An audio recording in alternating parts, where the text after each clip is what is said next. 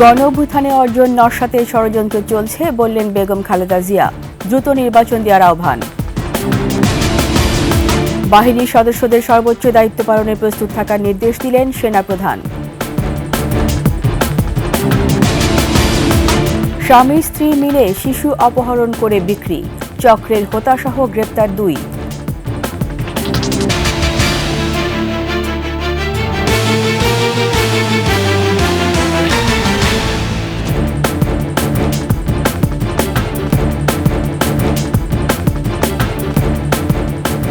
শুনছিলেন সংবাদ শিরোনাম। আমন্ত্রণ 21 দেশের সংবাদের সাথে আছি রীতা চৌধুরী। দর্শক, 21 টেলিভিশনের সংবাদ একই সাথে সরাসরি দেখতে পাবেন আমাদের ফেসবুক পেজ www.facebook.com/2124 অনলাইনে সাবস্ক্রাইব করতে পারেন www.youtube.com/@21tv চ্যানেলে।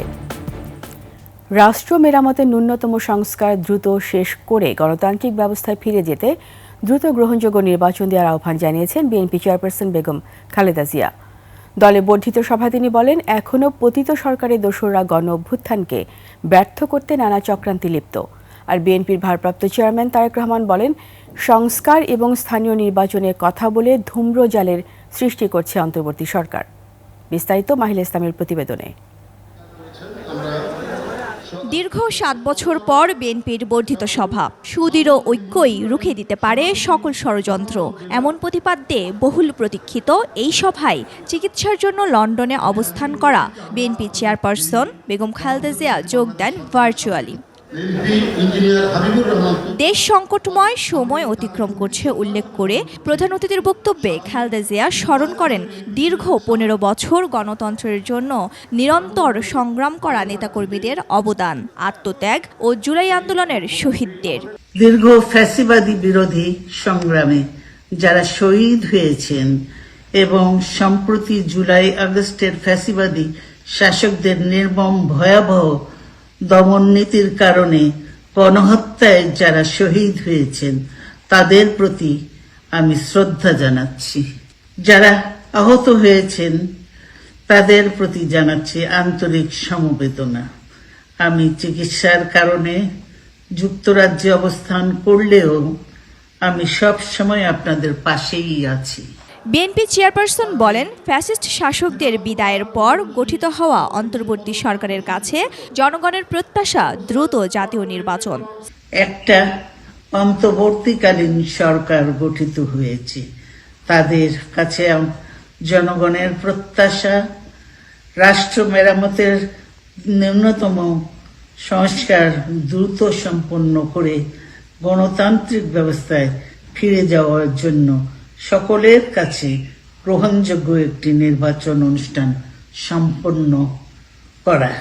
বর্ধিত সভার সভাপতির বক্তব্যে দলের ভারপ্রাপ্ত চেয়ারম্যান তারেক রহমান বলেন, জাতীয় ঐক্য ও নির্বাচনের পরিবেশ নষ্টের ষড়যন্ত্র চলছে।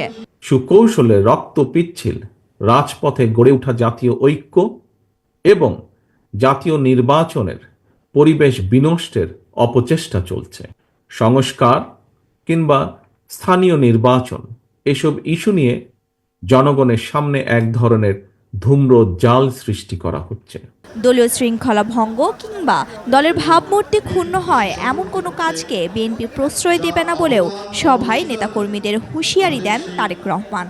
আলোচনা সমালোচনা যেন নিজেদের মধ্যেকার ঐক্য বিনষ্টকারী কিংবা দলের ক্ষতির কারণ না হয়। দলীয় শৃঙ্খলা ভঙ্গ কিংবা দলের ইমেজ ক্ষুণ্ণ হয় এমন কোনো কাজকে বিএনপি বিন্দুমাত্র প্রশ্রয় দেবে না।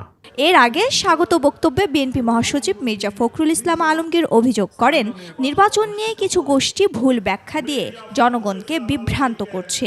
আমরা দুঃখের সঙ্গে দেখেছি, দেখছি এখন পর্যন্ত সেই লক্ষ্যে আমরা সুস্পষ্ট কোনো নির্দেশনা পাচ্ছি না। মাহিলা ইসলাম, 21 টেলিভিশন, ঢাকা। বিএনপির বর্ধিত সভায় যোগ দেওয়া নেতারা বলছেন, দীর্ঘ ফ্যাসিবাদী শাসনের অবসান হলেও বিএনপির চূড়ান্ত বিজয় এখনও আসেনি। তাই লক্ষ্যে পৌঁছতে ভেদাভেদ ভুলে সবাইকে একযোগে কাজ করতে হবে। ত্যাগীদের মূল্যায়ন করে আগামী নেতৃত্ব এগিয়ে নেওয়ার প্রত্যয় উঠে আসে ডেলিগেটসদের কণ্ঠে। মাহিলা ইসলামের আরেকটি প্রতিবেদন। জাতীয় সংসদের এলডি হল প্রাঙ্গণে বহুল প্রতীক্ষিত বর্ধিত সভা। অংশ নেন তৃণমূল থেকে নীতি নির্ধারণী পর্যায়ের 4,000-এরও বেশি নেতা।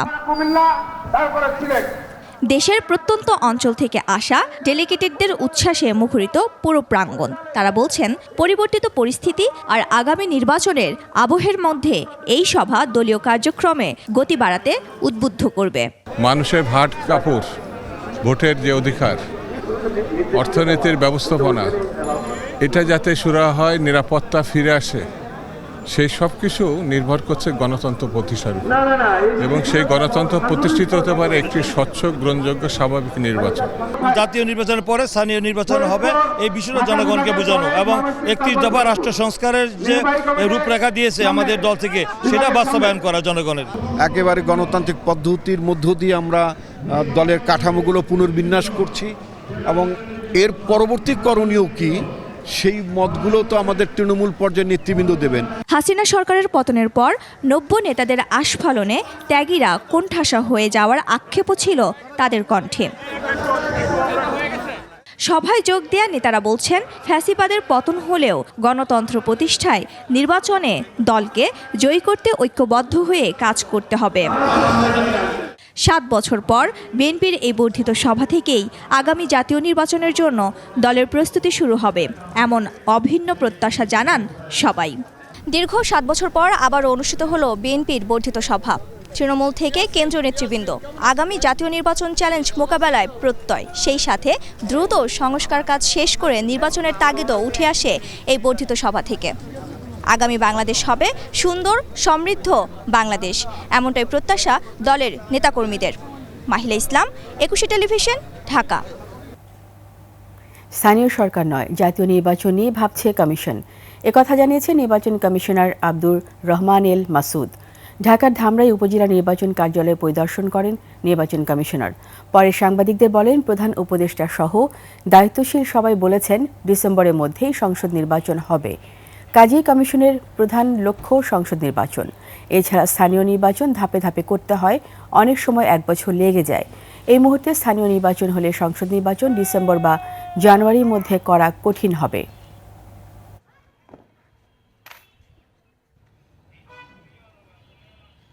আমাদের মেইন ফোকাস এখন নির্বাচন, সংসদ নির্বাচন। স্থানীয় নির্বাচনের কথা আমরা এই মুহূর্তে চিন্তা ভাবনা করতেছি না। এবং স্থানীয় নির্বাচনের যে অনগোয়িং যে রিফর্ম প্রসেস চলতেছে, তাতেও কিন্তু স্থানীয় নির্বাচনের আমাদের কাছে কোনো আসে নাই পর্যন্ত। সরকার কাছ থেকে এরকম কোনো রিকোয়েস্ট আসে নাই বা সরকার থেকে কোনো অনুরোধ আসে নাই। বাংলাদেশ ইনফ্যান্ট্রি রেজিমেন্টাল সেন্টারে 7ম কর্নেল অব দ্য রেজিমেন্ট হিসেবে অভিষিক্ত হয়েছেন সেনাবাহিনীর প্রধান জেনারেল ওয়াকারুজ্জামান। এর মধ্য দিয়ে সেনাপ্রধান বাংলাদেশ ইনফ্যান্ট্রি রেজিমেন্টাল সেন্টারের অভিভাবকত্ব গ্রহণ করলেন। রাজশাহী সেনানিবাসে শহীদ কর্নেল আনিস প্যারেড গ্রাউন্ডে সেনাপ্রধান পৌঁছালে তাকে প্রচলিত সামরিক রীতি অনুযায়ী আনুষ্ঠানিকভাবে অভিবাদন জানানো হয় এবং একটি চৌকস দল গার্ড অফ অনার প্রদান করেন। এরপর সেনাবাহিনীর প্রধানকে কর্নেল র্যাঙ্ক ব্যাজ পরিয়ে দেওয়া হয়। বক্তব্যে সেনাপ্রধান দেশের প্রয়োজনে সেনাবাহিনীর সদস্যদের সর্বোচ্চ দায়িত্ব পালনে প্রস্তুত থাকার নির্দেশ দেন। তিনি বলেন, দেশের প্রয়োজনে সেনারা নিজেদের জীবন উৎসর্গ করবে। সেনাপ্রধান আধুনিক যুগোপযোগী প্রশিক্ষণের মাধ্যমে 21 শতাব্দী চ্যালেঞ্জ মোকাবেলায় সদা প্রস্তুত থাকতে রেজিমেন্টের সব সদস্যের প্রতি আহ্বান জানান। আমি আশা করব বাংলাদেশ ইনফ্যান্ট্রি রেজিমেন্টের প্রতিটি সদস্য তাদের উপর অর্পিত দায়িত্ব সর্বোচ্চ শৃঙ্খলা এবং পেশাদারিত্বের সাথে পালন করবে। এই রেজিমেন্টের প্রতিটি সদস্য দেশের যে কোনো প্রয়োজনে স্বতঃস্ফূর্তভাবে দায়িত্ব পালন করবে এবং প্রয়োজনে নিজেদের জীবন উৎসর্গ করতে প্রস্তুত থাকবে। স্বামী স্ত্রী মিলে শিশু অপহরণ ও বিক্রির সিন্ডিকেট। হাসপাতাল, রেল ও বাস স্টেশন থেকে অভিভাবকদের ফাঁদে ফেলে শিশুদের অপহরণ করে বিক্রি করত লাখ টাকায়। চট্টগ্রাম রেল স্টেশনে 1.5 বছরের এক শিশু অপহরণের রহস্য উদ্ঘাটন করতে গিয়ে এই চক্রের সন্ধান পায় আইনশৃঙ্খলা বাহিনী। চট্টগ্রাম থেকে হাসান ফেরদৌসি পাঠানো তথ্যচিত্রে দেখুন ডেস্ক রিপোর্ট। 7 দিন পর বাবা ইলিয়াস আর মা ফাতেমা আক্তারের কোলে শিশু রাপ্পি। বুকের ধনকে ফিরে পেয়ে আবেগ আপ্লুত এই দম্পতি। ভাই নিয়ে, বন্ধু নিয়ে আমিও খোঁজাখুঁজি করলাম, কোনো কিছু হলো না। খালি জেনে যে আমার সন্তান আইনে দিব, আমার সন্তানাদের আইনে দিছে, রেবেরা পরিমাণ কাজ করছে, আমার জন্য কষ্ট করছে। 17 ফেব্রুয়ারি রাব্বিকে নিয়ে চট্টগ্রাম রেল স্টেশনে যান ফাতেমা আক্তার। সেখান থেকেই তাদের টার্গেট করে চক্রের মূল হোতা দুলাল মিয়া। তাদের ট্রেনে তুলে দেওয়ার কথা বলে শিশুটিকে অপহরণ করে পরে বিক্রি করে দেয় 1 লাখ টাকায়। প্রবাসী একজনের নিকট 1 লক্ষ টাকার বিনিময়ে বিক্রি করে দেয়, যার অবস্থান ব্রাহ্মণবাড়িয়াতে। সংবাদ সম্মেলনে র্যাব জানায় 1 সপ্তাহ আগে অপহরণ মামলায় গ্রেপ্তার হয় দুলালের স্ত্রী রুনা বেগম। রাব্বিকে বিক্রির টাকা নিয়ে রুনার জামিন করাতে দুলাল মিয়া যান কিশোরগঞ্জে। সেখান থেকে তাকে গ্রেপ্তার করা হয়। দুলালকে গতকাল বিকাল 4:30টার দিকে কিশোরগঞ্জ হতে গ্রেফতার করে। অপহরণের পর সামাজিক যোগাযোগ মাধ্যম ব্যবহার করে শিশুর ছবি ও ভিডিও পাঠানো হয় ক্রেতাদের কাছে। সামাজিক যোগাযোগ মাধ্যম ইমোর মাধ্যমে তাদের যে বিভিন্ন ক্লায়েন্ট আছে তাদের সাথে সে ছবি আদান প্রদান করে এবং সেই ছবি যদি কোনো ক্লায়েন্টের পছন্দ হয় সেই বাচ্চাটিকে তারা চুরি অথবা অপহরণ করে। র্যাব জানায় চক্রের অন্য সদস্যদের ধরতেও অভিযান চলছে। পুলিশ গত 3 দিন আগে তার ওয়াইফকে আটক করতে সক্ষম হয় এবং এই মামলায় সে 1 নম্বর এজাহারনামীয় আসামি। Khurshid Alam, desk report, 21 television. টাঙ্গাইলে ঘাটাইলে শিক্ষা সফরে বাস ডাকাতির ঘটনায় গ্রেপ্তার 4 জনকে কারাগারে পাঠানোর আদেশ দিয়েছে আদালত। গ্রেপ্তার আয়নাল হক, ফজলু, আয়নাল হক ও নাসিরকে সিনিয়র জুডিশিয়াল ম্যাজিস্ট্রেট পশুপতি বিশ্বাসে আদালতে হাজির করা হলে এই আদেশ দেওয়া হয়। পুলিশ জানায় বিভিন্ন স্থানে অভিযান চালিয়ে তাদের গ্রেপ্তার করা হয়। উদ্ধার করা হয় mobile phone, torch light, screwdriver, wrench, pliers, হাতুড়ি, সোনার আংটি, রামদা এবং নগদ অর্থ। পরে টাঙ্গাইল আদালতে তোলা হলে বিচারক তাদের কারাগারে পাঠানোর নির্দেশ দেন। মঙ্গলবার ভোরে টাঙ্গাইলের ঘাটাইলে বাস ডাকাতির ঘটনা ঘটে। সাভারে অস্ত্রসহ 5 ডাকাতকে অস্ত্রসহ গ্রেপ্তার করেছে পুলিশ। পুলিশ জানায় রাতে আশুলিয়ার নয়ারহাট এলাকায় অভিযান চালিয়ে তাদের গ্রেপ্তার করা হয়। তারা হলো খায়ের হোসেন, কবির হোসেন, ইমরান আলী, সুমন মিয়া ও সাইফুল ইসলাম। পুলিশ বলছে তারা সকলেই আন্তঃজেলার ডাকাত দলের সদস্য।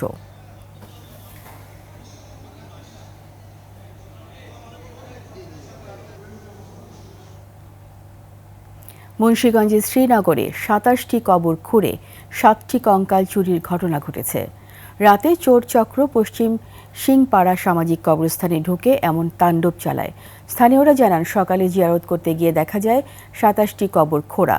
এর আগে 2 দফায় শ্রীনগরের বেজগাঁও কবর খুঁড়ে 11টি খুলি এবং একই উপজেলার চারিগাঁও জান্নাতুল ফেরদৌসি কবরস্থান থেকে 4টি কঙ্কাল চুরি হয়।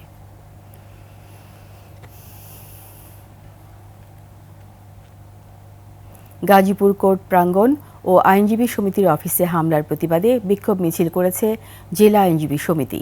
গাজীপুর জেলা আইনজীবী সমিতি থেকে মিছিল বের করে পরে সমাবেশ করে তারা।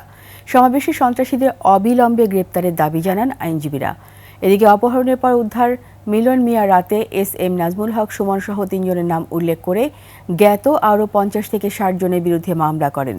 বুধবার গাজীপুর আদালত থেকে পুলিশ ও আইনজীবীদের মারধর করে 2 আসামিকে ছিনতাই করে সন্ত্রাসীরা। পরে মারধর করে ছেড়ে দেয় তাদের। এই ঘটনায় এখন পর্যন্ত কেউ গ্রেপ্তার হয়নি। চিকিৎসক সংকটে ময়মনসিংহে উপজেলা স্বাস্থ্য কমপ্লেক্সগুলোর অর্ধশত চিকিৎসক সংযুক্তি নিয়ে অন্য জায়গায় দায়িত্ব পালন করছে। ফলে চিকিৎসা সেবা থেকে বঞ্চিত হচ্ছেন প্রত্যন্ত এলাকার মানুষ। বিষয়টি জুলাই গণঅভ্যুত্থানের স্পিডকে ধারণ করে না বলছে বৈষম্য বিরোধী ছাত্র আন্দোলনের নেতারা। ময়মনসিংহ বিভাগীয় প্রতিনিধি আতাউর রহমান জুয়েলের তথ্যচিত্রে ডেস্ক রিপোর্ট।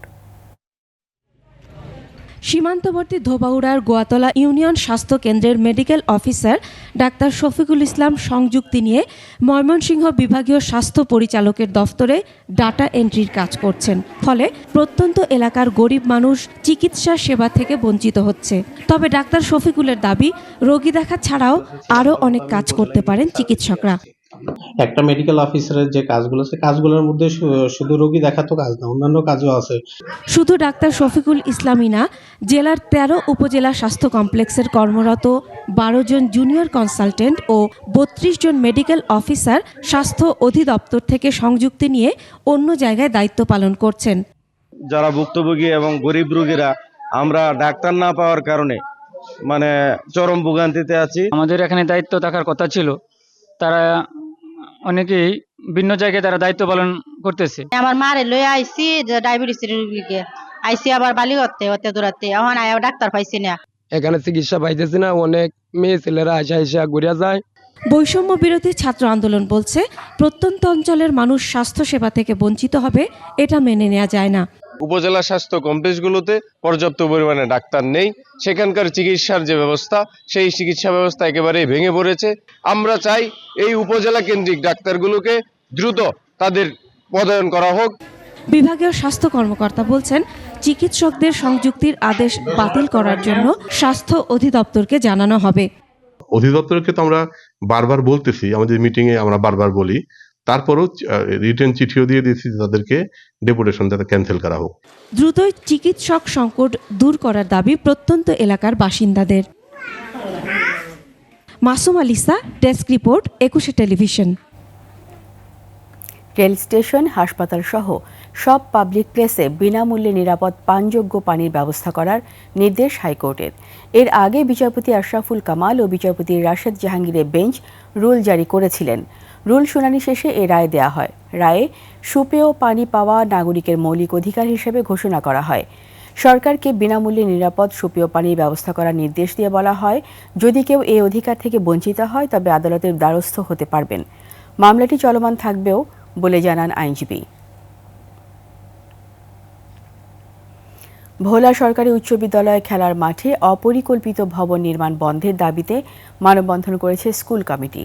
স্কুলের সাবেক শিক্ষার্থী, খেলোয়াড় সহ বিভিন্ন শ্রেণী পেশার মানুষ এতে অংশ নেয়। তাদের অভিযোগ, বিদ্যালয়ের মূল কম্পাউন্ডের ভেতর প্রচুর জায়গা থাকা সত্ত্বেও স্কুলের খেলার মাঠে অপরিকল্পিতভাবে ভবন নির্মাণ করতে যাচ্ছে। এতে করে মাঠটি ছোট হয়ে যাবে। তাই খেলার মাঠটি ছেড়ে ভবন নির্মাণের দাবি স্থানীয়দের।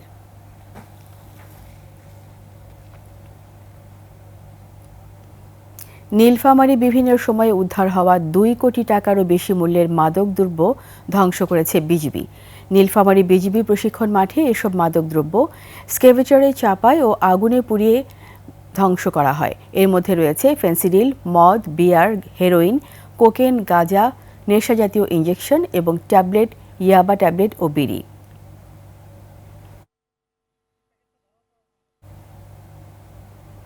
বায়ান্নতে রাষ্ট্রভাষা বাংলার জন্য জীবন উৎসর্গকারীদের অন্যতম ঢাকা বিশ্ববিদ্যালয় ছাত্র আবুল বরকত।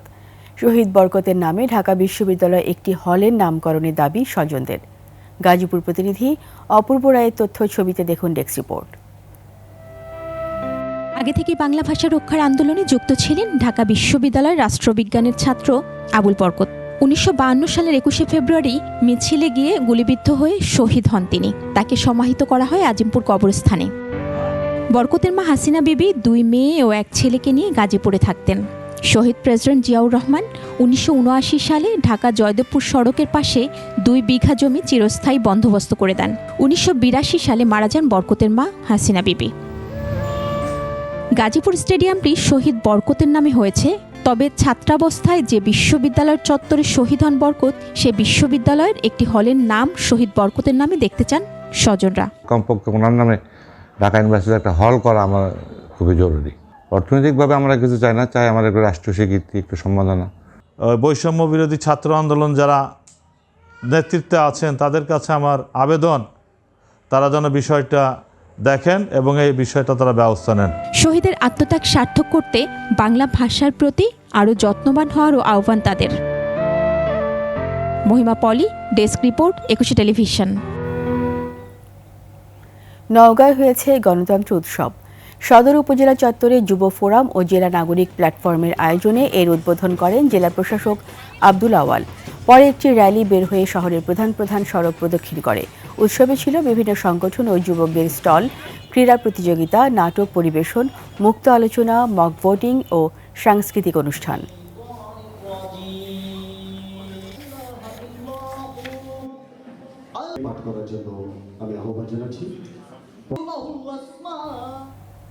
এরই সাথে শেষ করছি 21 দেশের সংবাদ। যাবার আগে সংবাদ শিরোনামগুলো আরও একবার। গণ অভ্যুত্থানে অর্জন নস্যাতের ষড়যন্ত্র চলছে বললেন বেগম খালেদা জিয়া। দ্রুত নির্বাচন দেওয়ার আহ্বান। বাহিনীর সদস্যদের সর্বোচ্চ দায়িত্ব পালনে প্রস্তুত থাকার নির্দেশ দিলেন সেনাপ্রধান। স্বামী স্ত্রী মিলে শিশু অপহরণ করে বিক্রি, চক্রের হোতাসহ গ্রেপ্তার 2।